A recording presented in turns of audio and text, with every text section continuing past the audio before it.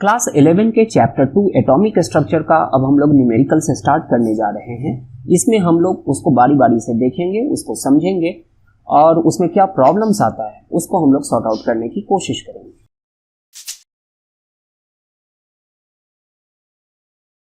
नमस्कार, मैं हूं संजय कुमार और आप देख रहे हैं chemistry arena, centre for excellence. आज हम लोग क्लास 11 केमिस्ट्री के चैप्टर 2 एटॉमिक स्ट्रक्चर का न्यूमेरिकल 43 देखने जा रहे हैं। ये न्यूमेरिकल है an ion with mass number 37 possesses 1 unit of negative charge, मतलब एक नेगेटिव चार्ज है। If the ion contains 11.1% more neutrons than the electrons, यहाँ इलेक्ट्रॉन से इसको कंपेयर किया जा रहा है, मतलब इलेक्ट्रॉन से 11.1% ज़्यादा है न्यूट्रॉन। तो find the symbol of the ion, तो सिंबल के लिए हमें Z निकालना पड़ेगा, मतलब एटॉमिक नंबर उसका निकालना पड़ेगा, तब जाकर ये बनेगा। तो हम लोग जानते हैं कि mass number equals number of neutrons plus number of protons होता है। यहां पर गिवन है n plus p, that is mass number equals ये 37, तो ये 37 गिवन है। अब हम लोगों को पता है कि न्यूट्रल स्टेट में we know that in neutral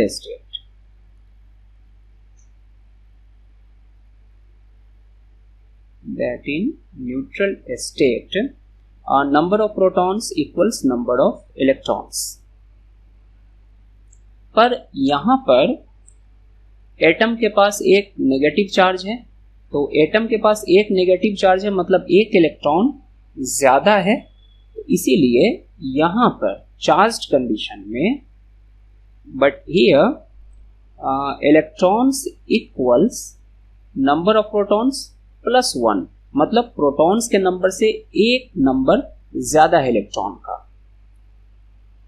तो इस कंडीशन में ये जो n प्लस p का रिलेशन हम लिखे हैं वो कुछ ऐसा हो जाएगा,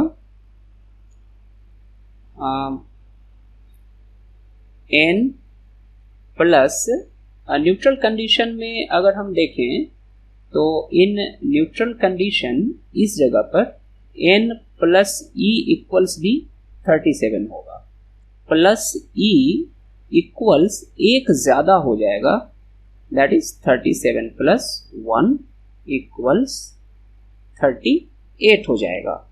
तो यहाँ पर number of neutrons equals 38 minus e, इसको हम लोग फर्स्ट इक्वेशन ले लेते हैं।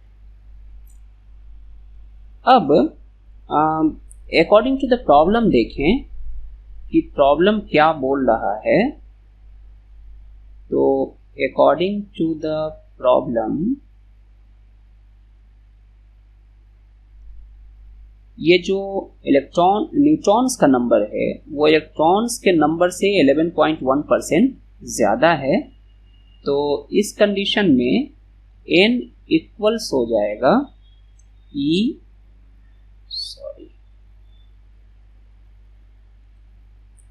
e plus 11.1% of e।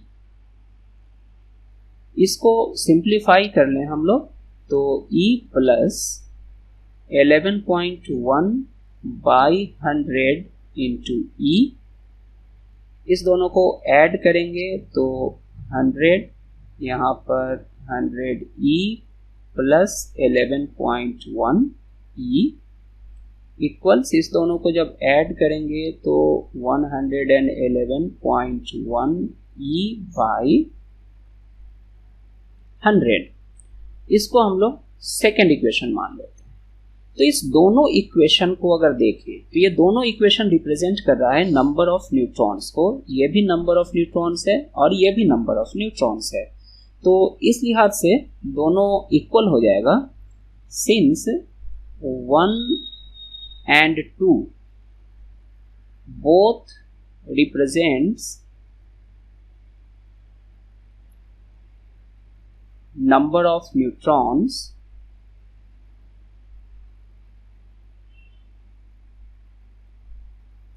therefore 111.1 E by 100 equals 38 minus E, और 111.1 by 100 इस E को इधर ट्रांसपोज कर लेंगे तो ये प्लस में आ जाएगा इक्वल्स 38। अब इसको हम लोग सॉल्व कर लेंगे E के लिए, तो LCM 100 आ गया, 111.1 E प्लस यहाँ पर 100 से मल्टीप्लाई कर देंगे तो 100 E इक्वल्स 38, और इसको जोड़ देंगे तो 211.1 E by 100, E number of electrons है, equals 38, therefore E equals 38 into 100 by 211.1। 3800 को 211.1 से हम लोग डिवाइड कर देंगे, तो इसको डिवाइड करेंगे तो ये लगभग में, इसको होल नंबर में हमें रखना है तो लगभग में 18 आएगा। तो इलेक्ट्रॉन का नंबर 18 है, और हम लोग यहाँ पर देखे हैं कि ये जो नंबर ऑफ इलेक्ट्रॉन्स है इक्वल्स p+1 है, तो इस कंडीशन में हमें एटॉमिक नंबर के लिए नंबर ऑफ प्रोटॉन्स चाहिए, तो since E equals p+1 therefore P equals E -1, 1 को इधर ले आएंगे तो E का वैल्यू हमें मिला 18, तो 18 ये यहाँ पर है 18, तो 18 - 1 इक्वल्स 17, इसका एटॉमिक नंबर हो गया 17। एटॉमिक नंबर 17 किसका होता है?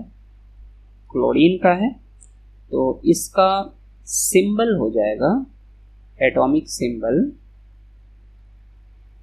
क्लोरीन।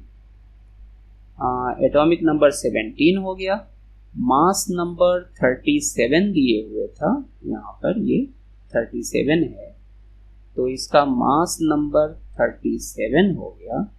एक और बात है कि इस पर ये नेगेटिव चार्ज है, 1 यूनिट नेगेटिव चार्ज है, तो यहाँ पर हम एक नेगेटिव चार्ज भी एक दे देंगे, और ये जो हुआ ये हमारा आंसर। आज के लिए बस इतना ही, तो फिर मिलते हैं नए न्यूमेरिकल के साथ। तब तक के लिए धन्यवाद।